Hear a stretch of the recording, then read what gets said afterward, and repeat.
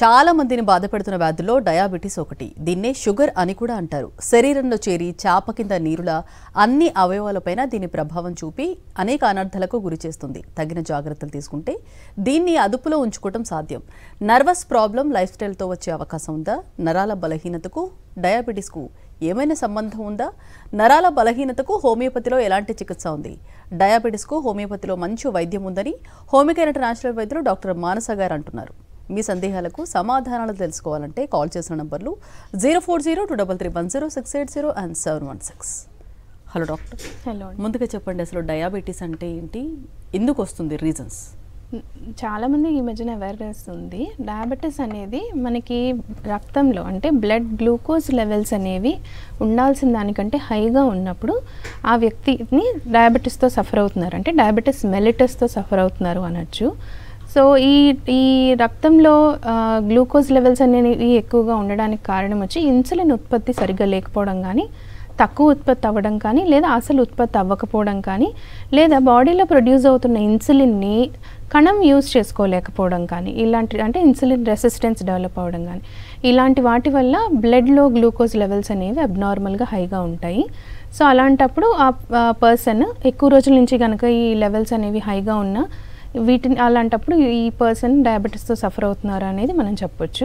So diabetes యొక్క లక్షణాలు అనేవి కూడా పర్సన్ అంటే సివియారిటీని బట్టి, ఎర్లీ స్టేజ్లో అంటే ఇనీషియల్గా గ్లూకోజ్ లెవెల్స్ని బట్టి, లేదా హై గ్లూకోజ్ లెవెల్స్ ఉన్నదాన్ని బట్టి సిమ్టమ్స్ అనేవి కూడా మారుతూ ఉంటాయి.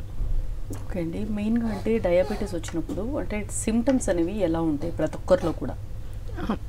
మనకి యూజువల్గా సాధారణంగా ఫస్ట్ ఇనీషియల్ సిమ్టమ్ వచ్చేటప్పటికి దాహం ఎక్కువగా ఉండడము, పెదాలు డ్రై అయిపోవడము, లేదా ఈ మూత్రం ఎక్కువసార్లు వెళ్ళడము, వీక్నెస్ ఫీల్ అవ్వడం అంటే ఫెటిగ్ అనేది ఉంటుంది. ఇవి కాకుండా లెవెల్స్ అనేవి మరీ హైగా ఎక్కువ రోజుల నుంచి మెయింటైన్ అవుతున్నప్పుడు వెయిట్ లాస్ అనేది కూడా ఎక్కువ మంది చెప్తూ ఉంటారు. వెయిట్ లాస్ ఉండడము, తల తిరుగుతున్నట్లు అనిపించడము, పాదాలు మంటలు చురుకులు లాంటివి ఉండడము, లేదా యూరిన్ ఇన్ఫెక్షన్స్ అనేవి కానీ, లేదా స్కిన్ ఫంగల్ ఇన్ఫెక్షన్స్ లాంటివి కానీ తరచూ వస్తూ ఉండడము, లేదా వచ్చినవి తగ్గకపోవడము. సో వీటి ద్వారా యూజువల్గా ఒక పర్సన్ అంటే మన దగ్గరికి ఓపీకి వచ్చినప్పుడు ఈ సిమ్టమ్స్ ఏమన్నా ఉన్నట్లయితే వీటిని బేస్ చేసుకుని మనం సస్పెక్ట్ చేయడం జరుగుతుంది, మేబీ డయాబెటీస్ ఉందేమోనని. అప్పుడు ఫాస్టింగ్లో కానివ్వండి, పోస్ట్ లంచ్ కానీ, లేదా ర్యాండమ్ బ్లడ్ షుగర్స్ టెస్ట్ చేయించినప్పుడు దాన్ని బట్టి ఆ వ్యక్తికి డయాబెటీస్ ఉందా లేదా అనేది మనం తెలుసుకోవచ్చు. ఓకే అండి, డయాబెటీస్ కూడా ఒక్కసారి వస్తే దీన్ని అదుపులో ఉంచుకుంటాం కానీ అస్సలు తగ్గించలేము అంటారు కదా, అంటే స్టార్టింగ్ స్టేజెస్లో ఉంటే తగ్గించుకోవచ్చమ్మా? తప్పకుండా తగ్గించుకోవచ్చండి. అంటే ఇక్కడ హోమియోపతితో మనం డయాబెటీస్ మేనేజ్మెంట్తో పాటు డయాబెటీస్ని క్యూర్ కూడా చేయొచ్చు. సో ముందు ఏంటంటే డయాబెటీస్లో రకాలు ఉంటాయి. సో కామన్గా అందరూ సఫర్ అయ్యేది టైప్ 2 డయాబెటీస్.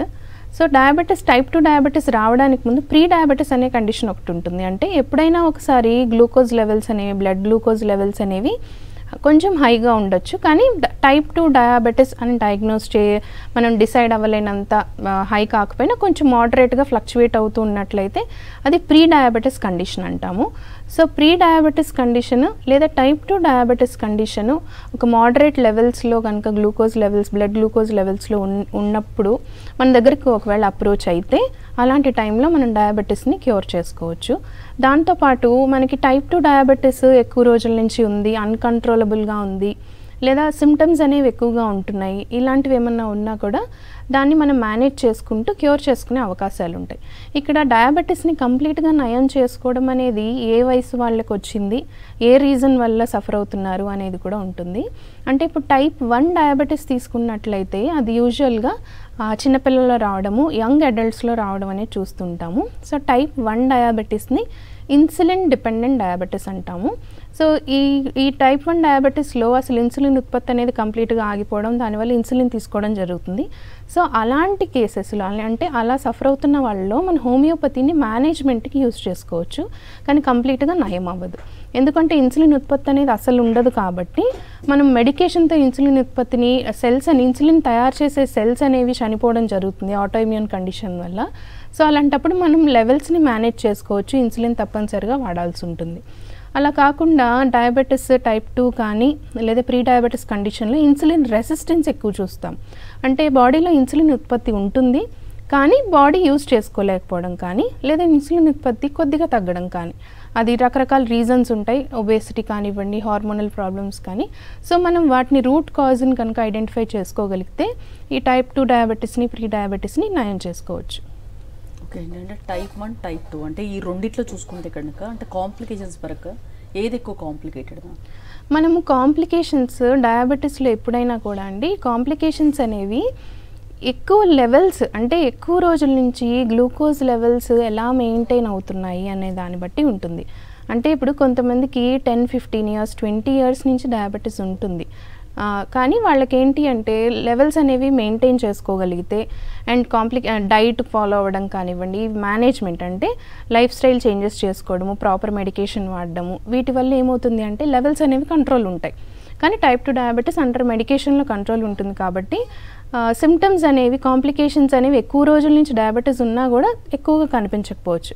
అలా కాకుండా టైప్ 1 డయాబెటీస్ నోటీస్ చేయలేకపోవడం కానీ, లేదా టైప్ 2 డయాబెటీస్, ప్రీ డయాబెటీస్ తెలిసి కూడా మెడికేషన్ వాడకుండా నెగ్లెక్ట్ చేసినట్లయితే అప్పుడు మనకి కాంప్లికేషన్స్ అనేవి చూడొచ్చు. అంటే యూజువల్గా గ్లూకోజ్ లెవెల్స్ అనేవి ఎక్కువగా అంటే లెవెల్ హైగా ఉండి కొద్ది రోజుల నుంచి ఉన్నా కూడా బాడీలో కాంప్లికేషన్స్ అనేవి వచ్చే అవకాశాలు ఎక్కువగా ఉంటాయి. అవి కాంప్లికేషన్స్ అనేవి మనకి అక్యూట్ కండిషన్లో కూడా ఉండొచ్చు, అంటే సడన్ సివియర్గా కూడా ఉండొచ్చు, లేదా క్రానిక్గా నెమ్మదిగా కూడా డెవలప్ అవ్వచ్చు. సో లెవెల్స్ని బట్టి మనకి కాంప్లికేషన్స్ అనేవి ఎందులో అయినా కూడా చూడడానికి అవకాశం ఉంటుంది. మరి డయాబెటీస్కి సంబంధించి, వీటికి సంబంధించి అంటే ఇన్ కేస్ నెగ్లెక్ట్ చేస్తే అంటే ఎలాంటి కాంప్లికేషన్స్ ఉంటాయి డయాబెటీస్కి సంబంధించి? ఈ డయాబెటీస్లో ఎప్పుడైతే బ్లడ్ గ్లూకోజ్ లెవెల్స్ని మనం ఐడెంటిఫై చేసుకోలేకపోవడము, హైగా ఉన్నప్పుడు ఏమవుతుంది అంటే సడన్ అండ్ సివియర్ కాంప్లికేషన్స్ అనేవి చూస్తూ ఉంటాము.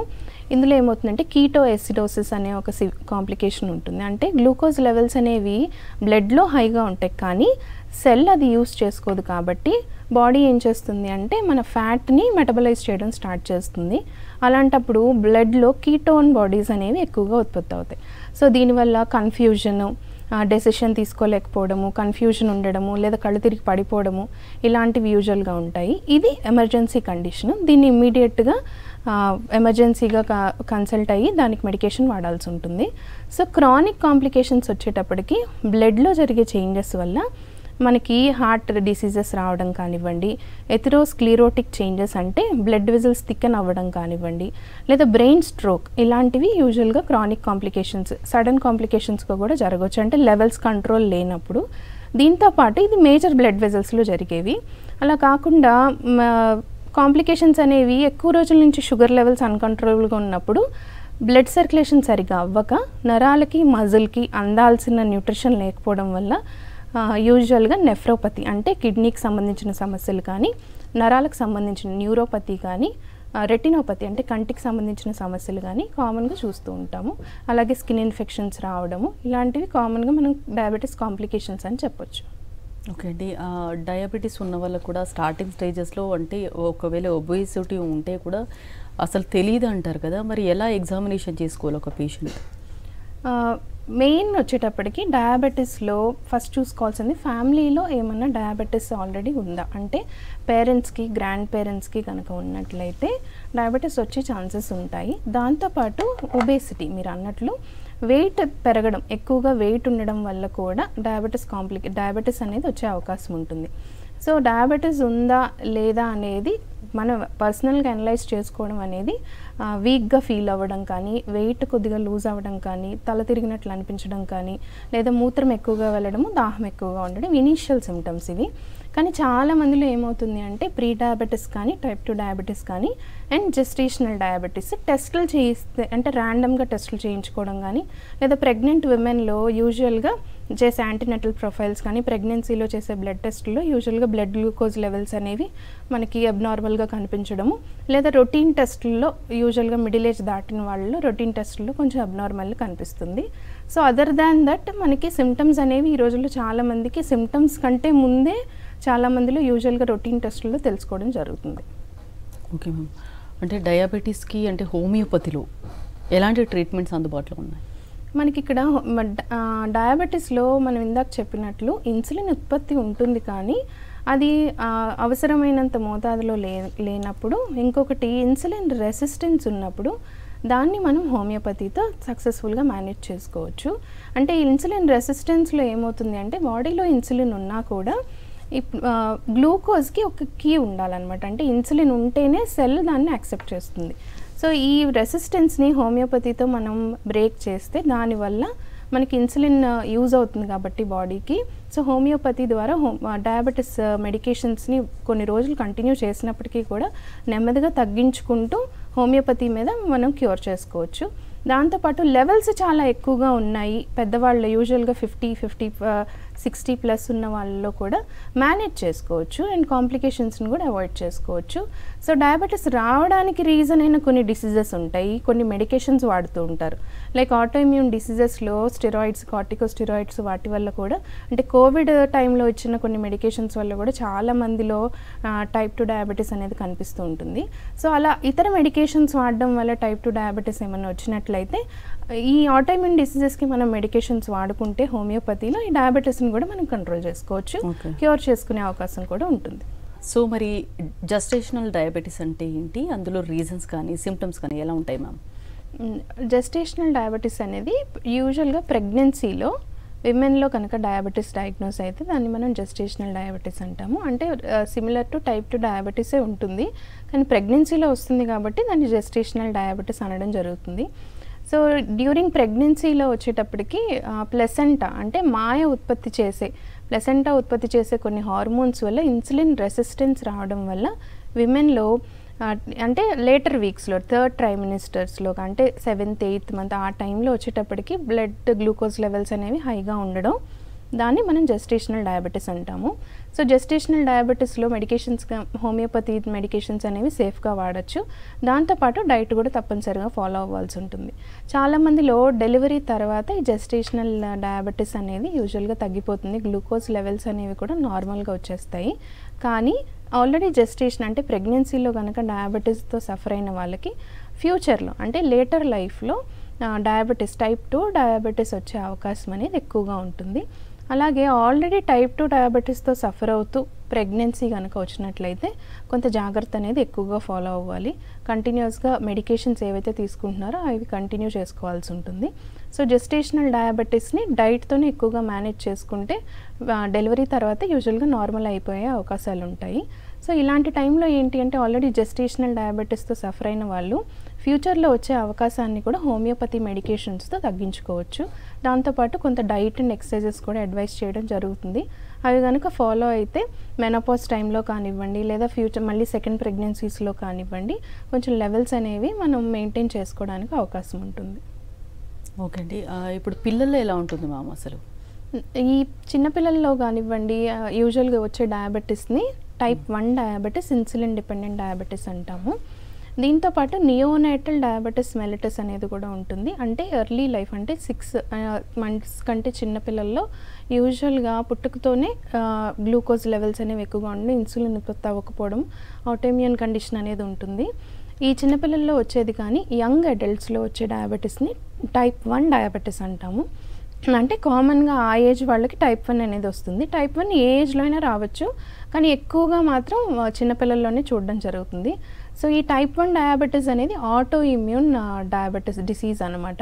అంటే దీనిలో మనకి క్లోమ గ్రంథిలో ప్యాంక్రియాస్లో ఇన్సులిన్ ఉత్పత్తి చేసే బీటా సెల్స్ అనేవి మన ఇమ్యూనిటీయే వాటి మీద దాడి చేసి సెల్స్ని చనిపోవడం చేస్తుంది. దానివల్ల ఏమవుతుందంటే ఇన్సులిన్ ఉత్పత్తి అనేది ఆగిపోవడం, దానివల్ల కంప్లీట్గా ఇన్సులిన్ బయట నుంచి ఇన్సులిన్ ఇంజెక్షన్స్ మీద డిపెండ్ అవ్వడం అనేది జరుగుతుంది.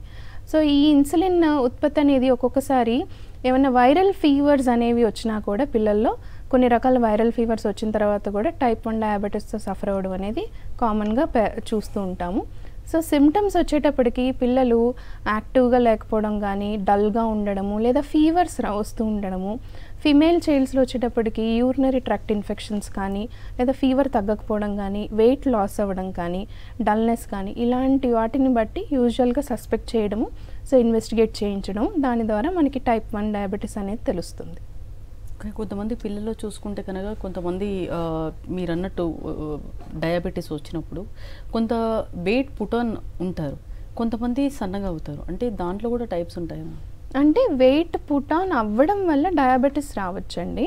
అంటే ఇన్సులిన్ రెసిస్టెన్స్ డెవలప్ అయ్యి ఒబేసిటీ వల్ల డయాబెటీస్ వస్తుంది, దాన్ని టైప్ 2 అంటాం, లేదా టైప్ 1లో కూడా జరుగుతుంది. కానీ ఇన్సులిన్ లెవెల్స్, గ్లూకోజ్ లెవెల్స్ అనేవి అబ్నార్మల్గా హైగా ఉన్నప్పుడు మన బాడీలో ఫ్యాట్ లాస్ అవ్వడం, మజిల్ లాస్ అవ్వడం జరుగుతుంది. కాబట్టి అందులో వెయిట్ లాస్ అనేది చూస్తాం, ఆ పిల్లల్లో వెయిట్ లాస్ అనేది జరుగుతుంది. ఎలాంటి ఫుడ్ హ్యాబిట్స్ వల్ల ఇలా వస్తుంది మా పిల్లల్లో? ఎస్పెషల్లీ పిల్లల్లో ఫుడ్ హ్యాబిట్స్ అనే కంటే కూడా జన్యుపర లోపాలు ఏమన్నా ఉన్నా, లేకపోతే వైరల్ ఫీవర్స్ లాంటివి ఏమైనా రావడము, లేదా పిల్లల్లో వచ్చే రొమటాయిడ్ ఆర్థరైటిస్ లాంటి కండిషన్స్ ఏమైనా ఉండి దానికి ఏమన్నా మెడికేషన్స్ వాడడం వల్ల కూడా డయాబెటీస్ అనేది రావచ్చు. సో పిల్లల్లో వచ్చేటప్పటికి మనకి డైట్ రిలేటెడ్గా అయితే ఏమీ ఉండదు. ఇన్సులిన్ ఉత్పత్తిని తయారు చేసే, అంటే ఇన్సులిన్ని తయారు చేసే బీటా సెల్స్ని ఎఫెక్ట్ చేసే ఇమ్యూన్ కండిషన్స్ ఏమన్నా ఉన్నప్పుడు దానివల్ల వస్తుంది, కానీ డైట్ రిలేటెడ్గా మాత్రం ఉండదు. సో డైట్ రిలేటెడ్గా వచ్చే డయాబెటీస్ వచ్చేటప్పటికి మనకి టైప్ 2 డయాబెటీస్. అది కూడా ఈ మధ్యన యంగ్ పిల్లల్లో, అంటే టీనేజ్ పిల్లల్లో కూడా కనిపిస్తుంది. కానీ టైప్ 1 వచ్చేటప్పటికి మాత్రం అది ఆటో ఇమ్యూన్ కండిషన్. ఓకే, అంటే పెద్దల్లో ఎలా అంటే ఫుడ్ హ్యాబిట్స్ వల్లే వస్తుందంటారా? రూట్ కాజ్ పక్కన పెడితే ఫుడ్ హ్యాబిట్స్ అనే కంటే కూడా, అంటే స్వీట్స్ తింటే డయాబెటీస్ వస్తుందని కాదండి, కానీ వెయిట్ పెరగడం వల్ల, అంటే ఒబేసిటీకి కారణమయ్యే డైట్ ఏది తీసుకున్నా కూడా, ఫిజికల్గా యాక్టివ్ లేకపోయినా, లేదా మెడికేషన్స్ ఏమైనా ఆటో ఇమ్యూన్ కండిషన్స్కి మెడికేషన్స్ ఏమైనా వాడుతున్నా, వాటి వల్ల డయాబెటీస్, టైప్ 2 డయాబెటీస్ వచ్చే అవకాశాలు ఎక్కువగా ఉంటాయి. సో ఒబేసిటీ అనేది one of the main reason అని చెప్పుకోవచ్చు. ఇంకొకటి ల్యాక్ ఆఫ్ ఫిజికల్ యాక్టివిటీ, దీనివల్ల బాడీలో ఇన్సులిన్ రెసిస్టెన్స్ అనేది రావడానికి అవకాశం ఉంటుంది. అంటే డయాబెటీస్, టైప్ 2 డయాబెటీస్ అనేది హెరిడిటరీ అయినా కూడా ఎర్లీ ఏజ్లో రావడానికి, అంటే ఎర్లీ 30sలో కానీ లేట్ 20sలోనే చాలామందిలో చూస్తున్నాము. ఇది రావడానికి మాత్రం లైఫ్ స్టైల్ అనే చెప్పొచ్చు. సో తీసుకునే ఆహారం దానివల్ల వెయిట్ పెరగడము, లేదా సెడెంటరీ జాబ్స్ చేసేవాళ్ళు, అంటే కూర్చుని ఎక్కువసేపు వర్క్ చేయడం, ఇలాంటివి ఏమన్నా ఉన్నా, ఫిజికల్ యాక్టివిటీ లేకపోయినా, అలాంటి వాళ్ళల్లో టైప్ 2 డయాబెటీస్ అనేది ఎక్కువగా వస్తుంది. డైట్ పరంగా అంటే ఇందాక ఫుడ్ హ్యాబిట్స్ వల్ల ఉన్నాం కదా, అంటే డైట్ ఎలా ఉండాలి అంటే ఆఫ్టర్ డయాబెటీస్ తర్వాత? డయాబెటీస్ వచ్చిన తర్వాత డయాబెటీస్కి రీజన్, డయాబెటీస్లో జరిగేది ఏంటి, గ్లూకోజ్ మెటబాలిజం అనేది సరిగా ఉండదు. సో గ్లూకోజ్ కారణమయ్యే కార్బోహైడ్రేట్లో గ్లూకోజ్ ఎక్కువగా ఉంటుంది. కాబట్టి కార్బోహైడ్రేట్ డైట్ని తగ్గించుకోవాలి. దాంతోపాటు ఫిజికల్గా యాక్టివ్గా ఉండాలి. దాంతోపాటు ఆయిలీ ఫుడ్స్ కానివ్వండి, ఎందుకంటే ఒకసారి డయాబెటీస్ వచ్చిన వాళ్ళల్లో ఇన్సులిన్ రెసిస్టెన్స్ అనేది ఉన్నప్పుడు ఫ్యాట్ మెటబాలిజం కూడా ప్రాబ్లం అవుతుంది. సో వాళ్ళలో ట్రైగ్లిజరైడ్స్ అనేవి, అంటే ఫ్యాట్స్ అనేవి, ట్రైగ్లిజరైడ్ లెవెల్స్ అనేవి అబ్నార్మల్గా హైగా ఉండడము, ఈ డయాబెటీస్ కంట్రోల్ లేకపోవడము, ట్రైగ్లిజరైడ్స్ హైగా ఉండడము, దీనివల్ల మళ్ళీ బీపీ, హైపర్ టెన్షన్ అనేది రావడము, దానివల్ల కార్డియాక్ ఇష్యూస్, బ్రెయిన్ స్ట్రోక్ ఇలాంటివి ఒక చైన్ రియాక్షన్లో జరిగే అవకాశం ఉంటుంది. సో వన్స్ డయాబెటీస్ డయాగ్నోజ్ అయిన తర్వాత ప్రీ డయాబెటీస్లో మెడికేషన్ లేకుండానే ఫిజికల్ యాక్టివిటీ పెంచుకోవడము, కార్బోహైడ్రేట్ డైట్ తగ్గించుకోవడము, అండ్ లేట్ నైట్లో, అంటే తిన్న వెంటనే పడుకోవడము, ఇలాంటివి కనుక అవాయిడ్ చేసుకుంటే ప్రీ డయాబెటీస్ని కూడా ఎక్కువ రోజులు మెడికేషన్ లేకుండానే మనం కంట్రోల్ చేసుకోవచ్చు. అదే టైప్ 2 డయాబెటీస్ ఉండి కంట్రోల్ లేనప్పుడు తప్పనిసరిగా ఇలాంటివి ఫాలో అవ్వాల్సి ఉంటుంది. వాకింగ్ అనేది కంపల్సరీ చేయాలి. అలాగే ఎక్సెస్ స్వీట్స్ కానీ షుగర్స్ కానీ తగ్గించుకోవాలి డైట్లో. జెస్టేషనల్లో ఎలా ఉంటుంది మ్యామ్? జెస్టేషనల్ డయాబెటీస్లో అయినా కూడా అంతే అండి. సో జెస్టేషనల్ డయాబెటీస్లో మెడికేషన్ కంటే కూడా డైట్ మీద ఎక్కువ కాన్సన్ట్రేట్ చేయాలి. సో తీసుకునేది ఒక డైట్ చార్ట్ అనేది ఇవ్వడం జరుగుతుంది. మన దగ్గర హోమియోపతిలో కూడా జెస్టేషనల్ డయాబెటీస్కి మెడిసిన్ ఇచ్చినప్పటికీ కూడా దాంతోపాటు తప్పనిసరిగా ఒక స్ట్రిక్ట్ డైట్ అనేది మెడిసిన్ మదర్కి అడ్వైస్ చేయడం జరుగుతుంది. అట్ ద సేమ్ టైం బేబీకి అవసరమైన, మదర్కి అవసరమైన న్యూట్రిషన్ని బ్యాలెన్స్ చేస్తూ కార్బోహైడ్రేట్స్, స్వీట్స్ ఇట్లాంటివి అవాయిడ్ చేసుకోవడం, కొన్ని ఫ్రూట్స్ లైక్ బనానా కానివ్వండి, సపోటా ఇట్లాంటి ఫ్రూట్స్, సీతాఫలం కానీ, యాపిల్ అయినా కూడా హాఫ్ యాపిలే తీసుకోవడము. సో ఇలా దీన్ని బట్టి కార్బోహైడ్రేట్ రిచ్ ఫుడ్ని కంపల్సరీ అవాయిడ్ చేసుకోవాలి. సో హై గ్లైసెమిక్ ఇండెక్స్ ఉన్న ఫుడ్స్ అంటాము. సో అవి ఒక లిస్ట్ ఉంటాయి, వాటిని అవాయిడ్ చేసుకుంటూ మనం ఫైబర్, ప్రోటీను ఇలాంటి ఇంటేక్ అనేది పెంచుకుంటే డయాబెటీస్, ప్రీ డయాబెటీస్ కానివ్వండి, జెస్టేషనల్ డయాబెటీస్లో కానివ్వండి, మెడికేషన్ అవసరం లేకుండానే మనం మేనేజ్ చేసుకోవచ్చు. ఓకే, మరి నర్వస్ ప్రాబ్లం అనేది దేనివల్ల వస్తుంది మ్యామ్? డయాబెటీస్లో చాలా మందిలో, అంటే వయసు పైబడిన వాళ్ళలో కానివ్వండి, మిడిల్ ఏజ్డ్ మెన్లో కానివ్వండి, ఆడవాళ్ళలో కానివ్వండి, యూజువల్గా డయాబెటీస్లో సఫర్ అవుతున్నప్పుడు గ్లూకోజ్ లెవెల్స్ అనేవి, బ్లడ్ గ్లూకోజ్ లెవెల్స్ అనేవి కంట్రోల్ లేనప్పుడు ఏమవుతుందంటే బ్లడ్ వెజల్స్ అనేవి అంటే చిన్న చిన్న బ్లడ్ వెజల్స్ అంటే మనకి కండరాలకి సప్లై చేసేవి, నర్వ్స్కి సప్లై చేసే క్యాపిలరీస్లో బ్లడ్ సర్క్యులేషన్ అనేది సరిగ్గా వెళ్ళదు. సో దానివల్ల ఏమవుతుందంటే నర్వ్స్కి సప్లై ఆగిపోతుంది. కాబట్టి పాదాలు మంటలు, చురుకులు ఉండడము, కొంతమందిలో సివియర్గా ఏమవుతుందంటే కంప్లీట్గా పాదాలు మొద్దుపారడము, దానివల్ల ఏమైనా ఇంజరీస్ అయినా తెలియకపోవడము, సో ఫుట్ అల్సర్స్ అంటాం, డయాబెటిక్ ఫుట్ అల్సర్స్ అంటాం, ఇలాంటివి రావడం జరుగుతుంది. సో దీంతోపాటు మగవాళ్ళు వచ్చేటప్పటికి పర్సనల్ ఇష్యూస్ కూడా వచ్చే అవకాశం ఉంటుంది. సో గ్లూకోజ్ లెవెల్స్ అనేవి మనకి హైగా మెయింటైన్ అవుతున్నప్పుడు ఈ నర్వ్స్కి రిలేటెడ్ ఇష్యూస్ అనేవి ఎక్కువగా డయాబెటీస్లో ఎర్లీగా కనిపించే ప్రాబ్లమ్స్ అయితే, కాంప్లికేషన్స్ అయితే నర్వ్స్ రిలేటెడ్ ఇష్యూ ఉంటుంది. న్యూరోపతి అంటాము. న్యూరోపతి మాత్రం చాలా మందిలో చూడడం జరుగుతుంది. సో హోమియోపతిలో కూడా మనకి డయాబెటిస్తో వచ్చే న్యూరోపతిని, పెరిఫెరల్ న్యూరైటిస్ని కూడా మన హోమియోపతి మెడికేషన్స్తో కాంప్లికేషన్స్ని రాకుండా చేయొచ్చు. ఆల్రెడీ సఫర్ అవుతున్నా కూడా మనం ఆ సిమ్టమ్స్ని కూడా రెడ్యూస్ చేసుకోవచ్చు. ఒకటి ఎస్పెషల్లీ హోమియోపతిలో అంటే కొంచెం టైం పీరియడ్ అనేది ఎక్కువగా ఉంటుంది. అంటే అల్లోపతికి హోమియోపతికి అంటే టైం కొంచెం ఎక్స్టెండ్ ఉంటుంది కదా, అంటే ఎంత పీరియడ్ టైం పడుతుంది? అంటే ఇక్కడ మనం ఒక ఏ డిసీజ్ని డీల్ చేస్తున్నాము అనే దాన్ని బట్టి హోమియోపతిలో ఇంప్రూవ్మెంట్స్ అనేవి డిపెండ్ అయి ఉంటాయి. సో డయాబెటీస్ అనేది క్రానిక్ డిసీజ్, టైప్ 2 డయాబెటీస్ అనేది క్రానిక్ డిసీజ్ కాబట్టి సో మనము సిమ్టమ్స్ని రిలీఫ్ చేసుకుంటూ, సైన్స్ అండ్ సిమ్టమ్స్ని రిలీవ్ చేసుకుంటూ ప్యాలియేట్ చేసుకోవడం కాదు. మనము హోమియోపతిలో ఏం చేస్తామంటే రూట్ కాజ్ని మనం టార్గెట్ చేస్తాం కాబట్టి మనకి సిమ్టమ్స్ తగ్గడానికి కొంచెం టైం పడుతుంది. కానీ ఎప్పుడైతే హోమియోపతి మెడికేషన్ స్టార్ట్ చేస్తారో డిసీజ్ ఏదైతే అగ్రివేట్ అవుతూ అంటే డిసీజ్ ప్రోగ్రెస్ అనేది మనం తగ్గించుకోవచ్చు. దాంతోపాటు నెమ్మదిగా సిమ్టమ్స్ తగ్గుతూ ఉంటాయి. సో ఇప్పుడు ఎంతకాలం పడుతుంది అంటే మనం ఒకసారి హోమియోపతి మెడికేషన్ స్టార్ట్ చేసిన తర్వాత ఇంప్రూవ్మెంట్స్ ఎంతకాలం పడుతుంది అనేది మనకి డిపెండింగ్ అపాన్ డిసీజ్ సివియారిటీని, ఏజ్, ఇవన్నీ కూడా మనకి ఫ్యాక్టర్స్ ఉంటాయి. సో డిసీజ్ సివియారిటీ ఎక్కువగా ఉంది, డ్యామేజ్ ఎక్కువగా ఉంది అంటే కొంచెం ఎక్కువ టైం పట్టొచ్చు. లేదు రీసెంట్గా డయాగ్నోజ్ అయింది, ఏ మెడికేషన్ వాడట్లేదు అంటే మనం ఇమీడియట్గా హోమియోపతి మెడికేషన్తో మనకి ఇంప్రూవ్మెంట్స్ కూడా త్వరగానే వస్తాయి. హోమియోపతిలో ట్రీట్మెంట్ తీసుకుంటే అంటే హోమియోపతి మందులు వాడుతున్నాం కాబట్టి కంపల్సరీ పథ్యం అనేది ఉండాలి అంటారు కదా, ఈజ్ ఇట్ ట్రూ? అలాంటిది ఏం లేదండి. అంటే హోమియోపతి మెడికేషన్ వాడుతున్నా కూడా డైట్ ఉంటుంది. కానీ ఎలాంటి డైట్ ఉంటుంది అంటే డిసీజ్ రిలేటెడ్ డైట్ ఉంటుంది తప్ప ప్రత్యేకంగా హోమియోపతి యూస్ చేస్తున్నారు కాబట్టి కొన్ని రకాల ఫుడ్స్ అవాయిడ్ చేయడం అలాంటివి అయితే ఏముండదు. డిసీజ్ రిలేటెడ్ డైట్ అయితే తప్పనిసరిగా ఫాలో అవ్వాల్సి ఉంటుంది. డయాబెటీస్ గురించి, అందులో ఉన్న కాంప్లికేషన్స్ గురించి చాలా డీటెయిల్గా ఎక్స్ప్లెయిన్ చేశారండి. Thank you.